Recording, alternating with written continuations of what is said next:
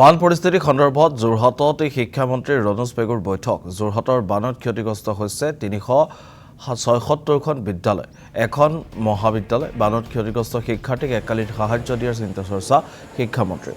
প্ৰয়োজন সাপেক্ষে ডিজিটেল মাধ্যমেৰে ব্যৱস্থা কৰা হ'ব বুলিও মন্তব্য কৰে শিক্ষামন্ত্ৰীগৰাকীয়ে।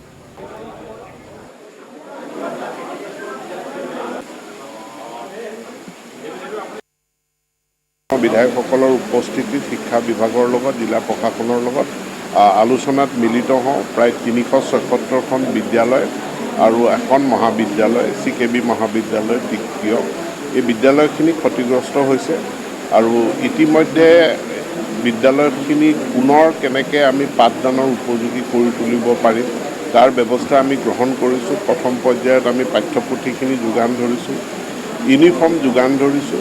মাননীয় মুখ্যমন্ত্ৰীক ধন্যবাদ জনাওঁ, তেখেতে ঘোষণা কৰিছে প্ৰত্যেকখন বিদ্যালয়ৰ কাৰণে ২ লাখকৈ টকা তেখেতে আগবঢ়াইছে।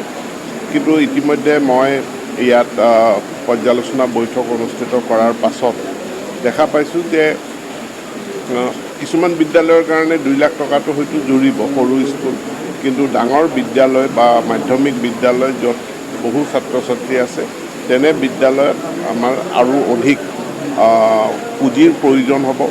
বহুকেইখন বিদ্যালয়ত নিজে দেখা পাই আহিছোঁ যে তেওঁলোকৰ কম্পিউটাৰবিলাক নষ্ট হৈ গৈছে, তেওঁলোকৰ পুথিভঁৰাল নষ্ট হৈ গৈছে, ফাৰ্নিচাৰ আচবাব নষ্ট হৈ গৈছে। গতিকে এইখিনি পুনৰ আমি যোগান ধৰিব লাগিব আৰু পুনৰ যোগান ধৰাৰ কাৰণে